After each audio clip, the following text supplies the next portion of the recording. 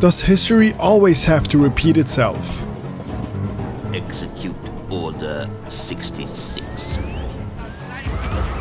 You have failed me for the last time.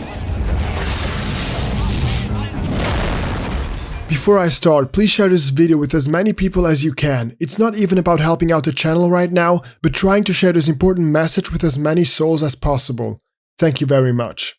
Now, this might sound like a weird or even inappropriate topic to tackle. I mean, connecting Star Wars and World War II is definitely not an easy task. But I ask that you watch the full video to understand my point and understand that the reason for this video is not to upset people, but to remind people. Because 75 years have passed since the end of World War II. An entire and well-lived human life could have come and gone again in the same time frame. And we as humans have a tendency to forget or ignore the mistakes we made in the past, but still swear to ourselves to never repeat them nonetheless. But it's not only important that we remember, but that we try to figure out why it happened in the first place. To actively ensure that history doesn't repeat itself, and what is a better way of doing that than analyzing it side by side with the current cultural masterpiece. Star Wars: The Clone Wars is an incredible TV show. It shapes how we perceive the prequels, and its stories of war and sacrifice made us better understand the conflict between the factions.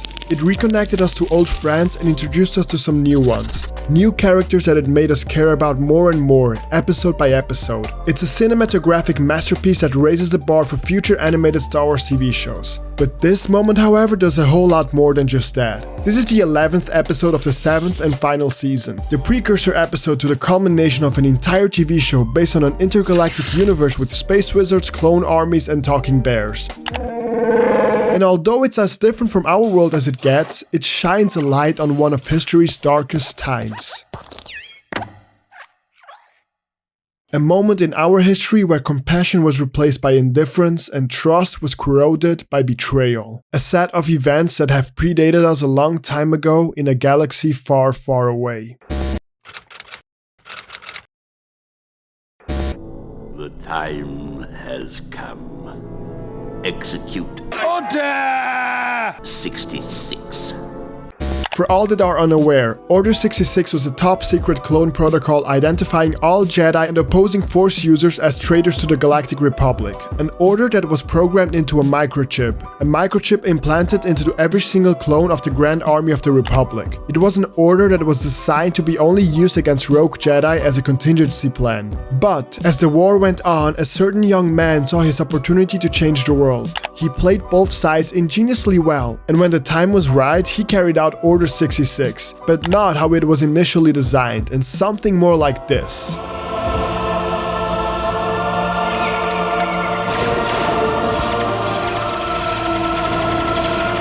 Order 66 was Palpatine's master plan, his way to finally put an end to the Jedi Order and rebuild the Republic in his own image. But the Jedi were way too popular. He knew that simply killing all the Jedi would only lead to a civil war within the Republic. He had to first crush the trust of the people in the Jedi, to incite a sense of betrayal within the common folk. Betrayal is an emotion that some of us might have experienced. It's a feeling that will lead you to a path of anger and desperation, and eventually it will culminate either in closure or in revenge. Palpatine knew way too well how to take advantage of this. So during the Clone Wars, he used the Jedi as almost an elite strike force, not longer the keepers of peace and prosperity, but the executioners of the Republic. And once a big enough crisis was at hand and the population was scared enough to give away their rights on their own, Palpatine took the opportunity to twist their minds and execute Order 66.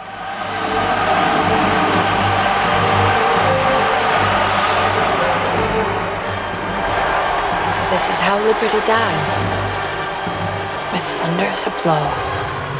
Now that you are more familiar with the background of Order 66, let me tell you how this order reflects not only one of history's darkest times, but also one of our biggest weaknesses.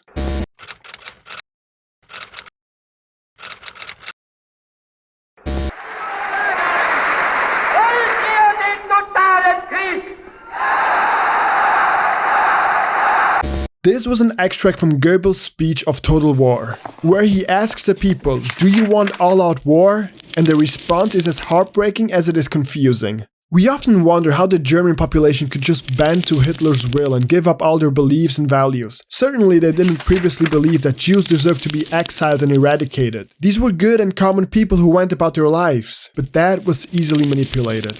Since we right now are so distant from World War II and all that surrounds it, we see it as this thing that happened, as this one event, this one moment in time. But it was so much more than that. It was a 12-year-long process, and that is the key to all of this. Just like Palpatine, Hitler knew he couldn't just storm in there and demand the Jews to be eradicated. He couldn't just declare an all-out war. People were always going to resist because we humans do not like to give up what we have gotten used to, unless we're in a crisis. After Germany lost World War I, it went into an economic chaos. Everything was falling apart and the population had nothing more to believe in. The country they believed in was failing and on the brink of a total economic collapse. No one really knew what was going to happen next, but humans are very predictable. When we lose faith in something as crucial to our lives as our own countries, we don't just stop believing in things. As humans, we need to believe in something. We need values. It's part of what we are as a race. So we start looking until we inevitably find something, whatever it is. And that's where Hitler made his grand debut.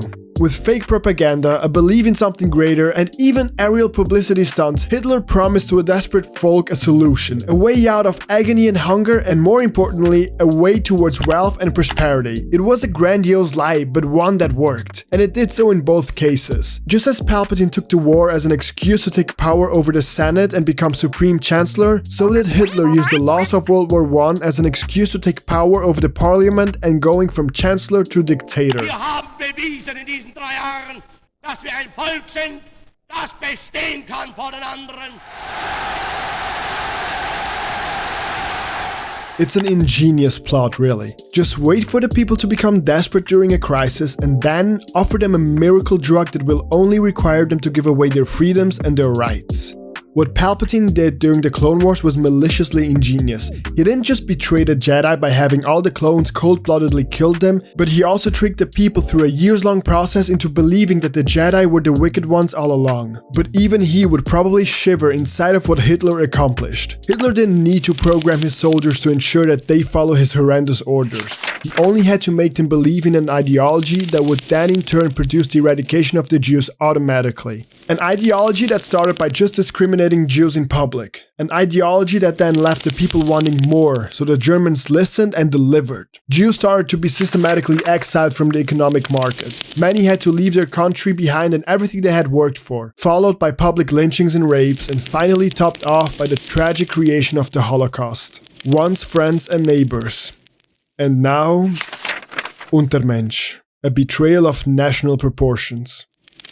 So if you ever rewatch Star Wars or the Clone Wars series, and the question arises, how could the clones just betray their fellow Jedi and their fellow friends? Well, at least you can answer that question by saying that they had a chip in their brains controlling them. But how could an entire people betray their fellow friends and fellow countrymen less than 100 years ago?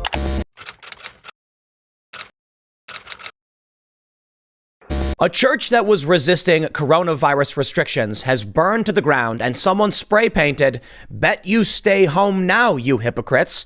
The last point I would like to make in this video is the following. There were a lot of Germans during the war that opposed what Hitler was doing and actively fought against him from within. But the majority of the people, with time, just learned to accept the new norm, to take things for what they are, and that is how Hitler got what he wanted. Most Germans back then were at a horrible turning point in their lives when Hitler came to be. And when we humans get to this point, we lose our awareness. We forget who we fundamentally are as humans and what we really want to achieve. We can only focus on the current crisis because of how big it is, and we seek a solution for things to go back to normal. But in the process, most of us will lose our awareness and ourselves. Don't ever assume that what happened in World War II is of a bygone era. Don't ever assume that we humans have learned from our mistakes. Always be aware of your surroundings, of what's currently happening, and of what you're giving up. All over the world, we are currently experiencing very hard times, and the miracle drug that was offered to us is called lockdown.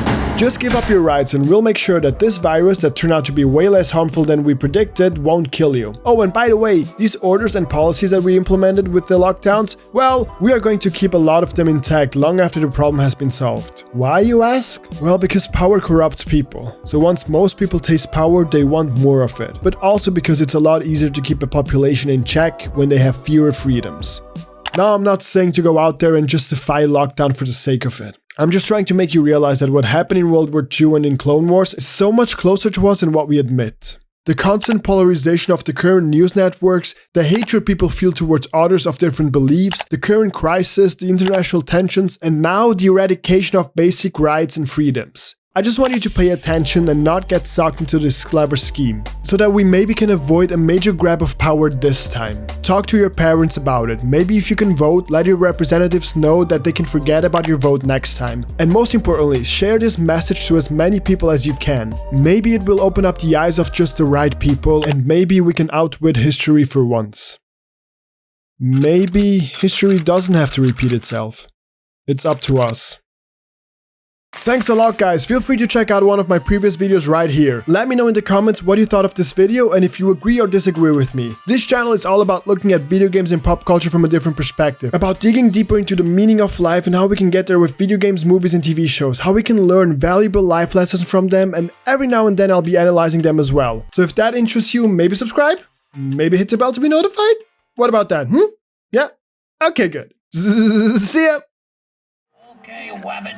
Now I got you. What's up, Doc?